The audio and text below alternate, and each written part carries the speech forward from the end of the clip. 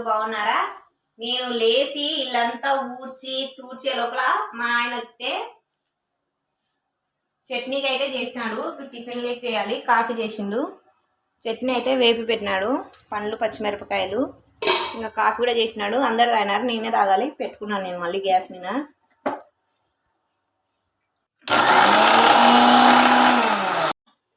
మా ఆయన అయితే పప్పులు అవి వేపేసి కాఫీ పెట్టేసి చేసినాడు అనమాట. ఇంకా నేను మళ్ళీ చట్నీకి అయితే మిక్సీకి వేసుకుంటున్నాను.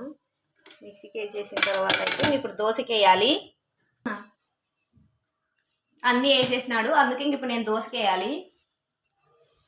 మీరేం చేస్తున్నారు ఏంటి అన్నది అయితే కామెంట్ చేసేయండి. ఈరోజు మా సైడ్ అయితే నిన్న నైట్ వర్షం ఫుల్గా పడింది. నైట్ అయితే అసలు కరెంట్ లేదు, అంటే కొద్దిసేపే లేదు. దోశ పిండి ఆడుతుందా లేదా అని కొంచెం టెన్షన్ అయితే పడినాము. కరెక్ట్ ఒక ½ అన్ అవర్కి ఏమో వచ్చింది. అప్పుడైతే మొత్తం గ్యాస్ గీస్ అన్ని క్లీన్ చేసి పెట్టేసుకున్నాం. మళ్ళీ మార్నింగ్ లేట్ అవుతుందని చెప్పి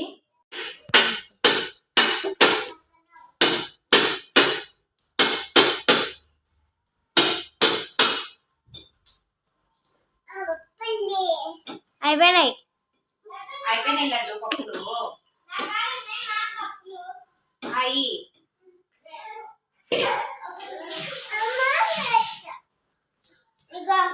అయిపోయినాయి డాడీ.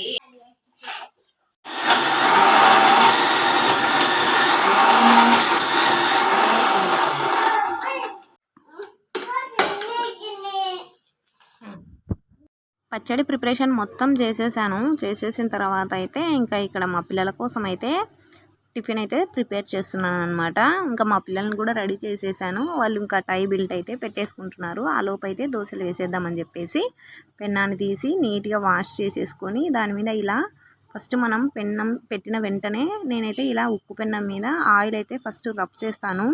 కాటన్ క్లాత్ తీసుకొని ఇంకా చూడండి పిండి అయితే ఎంత బాగా పొంగిందో. పిండి ఇలా పొంగడానికి రీజన్ ఏంటంటే, ఒకటి మనం వేసే క్వాంటిటీ ఉండాలి. అంటే బియ్యము బ్యాళ్ళు అన్నది కరెక్ట్ పర్ఫెక్ట్గా వేసుకుంటే మనకు చాలా మంది ఇలా ఎందుకు పొంగదు అంటే వాళ్ళు వేసే క్వాలిటీ అనేది కరెక్ట్గా ఉండదన్నమాట. క్వాంటిటీ ఈక్వల్గా క్వాంటిటీలో వేసుకుంటే ఎవరికైనా కానీ ఇంతే బాగా వచ్చిద్ది. ఇంకొకటి ఏంటంటే నేనైతే ఉద్దు బ్యాళ్ళు మొత్తము, అంటే ఉద్దు బ్యాళ్ళు అంటే మెనం బ్యాళ్ళు నేను నా పెళ్ళైన దగ్గర నుంచి అయితే ఇంటి దగ్గరవే వాడుతున్నాను. ఎప్పుడైతే కొన్నది లేదు. ఏదో ఒక విధంగా అంటే మా అమ్మ వాళ్ళు వేయకుండా మా అక్క వాళ్ళు అలా ఎవరు వేసినా కానీ ఇస్తారనమాట. ఇవే అనమాట అవి. నేను ఎప్పుడు ఉద్దు బ్యాళ్ళు అయితే తీసుకోలేదు అంటే మార్కెట్లో. నేను ఎప్పుడు ఇంటి దగ్గరవే కాబట్టి పిండి అయితే కూడా మంచిగా అయితే పొంగుద్ది. ఇంకా ఇక్కడ వచ్చేసి నేను హాఫ్ టిఫిన్కి అయితే పెట్టాను. ఆ టిఫిన్లో ఇంకా మళ్ళీ మార్నింగ్ లేసి ఎక్కువ పొంగిపోద్దేమో అని నైటే సేఫ్టీ కోసం అయితే ప్లేట్లో ఈ బాక్స్ అయితే పెట్టుకున్నాను అనమాట. మార్నింగ్ అంటే నైట్ ఇలా పిండి మొత్తం గ్రైండ్ చేసిన తర్వాత అయితే ఫ్రిడ్జ్లో పెట్టకూడదు. ఫ్రిడ్జ్లో పెట్టామనుకోండి అది మంచిగా పొంగదనమాట. దోశ వేసినప్పుడు గట్టిగా అయితే ఉంటుంది. ఇలా పొంగిందంటే మంచిగా ఉంటుంది. ఇంకా ఇక్కడ వచ్చేసి కొద్దిగా వంట సోడా వేసి సాల్ట్ వేసేసి అయితే దోశ పిండి అయితే ప్రిపేర్ చేసుకుంటున్నాను. చూసారు ఎంత మనం వేసుకునేటప్పుడే వాటర్ అనేది లిక్విడ్ అనేది మంచిగా ఉండాలి. మళ్ళీ ఒక్కొక్కసారి మనము దోశలే వేసుకుంటాము. ప్లస్ ఇంకోటి ఏంటంటే గుంత పొంగనాలు కూడా వేసుకుంటూ ఉంటాం కదా. నేనైతే ఒకరోజు గుంత పొంగనాలు వేసానంటే ఇంకొక రోజు దోశలు వేసాను అనమాట. ఫస్ట్ రోజు మాత్రం ఖచ్చితంగా దోశ పడుద్ది. టిఫిన్ అంటే మనకి ఎవరికైనా దోశ ఇష్టం కదా. మా పిల్లలకైతే దోశ చాలా ఇష్టము. పైగా మా ఆయనకు నేను వేసే దోశలు అంటే ఇంకా ఇష్టము. అందుకోసం అయితే ఒకరోజు దోశ వేస్తాను, ఒకరోజు పొంగనాలు అయితే వేస్తాను అనమాట. యాక్చువల్లీ పొంగనాలు అయితే స్నాక్స్ కిందకి అయితే వేసుకొని తింటాము. ఈసారి అయితే వేసుకోలేదు. ఇంకా చాలా మంది దోశ వేసేటప్పుడు ఫస్ట్ దోశ అయితే అస్సలు చాలా అంటే చాలా ఇరిగిపోవడం అలాంటివి జరుగుతూ ఉంటాయి. ఇలాంటి ఉక్కు పెన్నాలు వేసుకున్న వాళ్ళు అనుకోండి అస్సలకి వాళ్ళకి రాదనమాట దోశలు వేసేకి. ఇంకా అలా దాన్ని విరిగిపోవడం, ఫస్ట్ దోశ వేసిన ప్రతి ఒక్కరికి అయితే విరిగిపోతూ ఉంటుంది కదా.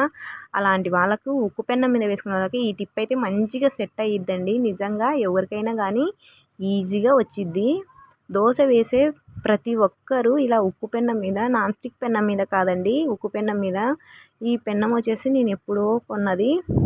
ఈ పెన్నం మీద ఎలా వేసుకోవాలంటే చాలా వరకు హోటళ్ళలో కూడా ఉక్కు పెన్నాలే యూజ్ చేస్తూ ఉంటారు కదా. ఎందుకంటే ఉక్కు పెన్నం మీద వేసామంటే మనకు దోశ అనేది ఏ షేప్ కావాలంటే ఆ షేపు ఎంత బాగా రావాలంటే అంత బాగా అయితే వచ్చిద్ది. ఫస్ట్ దోశ అయితే దిష్టి తీసేసాను. చూసారు కదా ఎక్కడ అతుక్కోకుండా అయితే ఈజీగా లేసింది. ఈజీగా లేయడానికి ఫస్ట్ టిప్ వచ్చేసి పెన్నం అన్నది చాలా అంటే చాలా నీట్గా ఉండాలి. అసలు ఎక్కడ గరక బరక లాంటిది జిడ్డు అలాంటిది అయితే అస్సలు ఉండకూడదు. అంటే పెన్నం యాక్చువల్లీ బ్లాక్గా ఉంటుంది కదా, దానిలో జిడ్డు కూడా బ్లాక్గానే ఉంటుంది.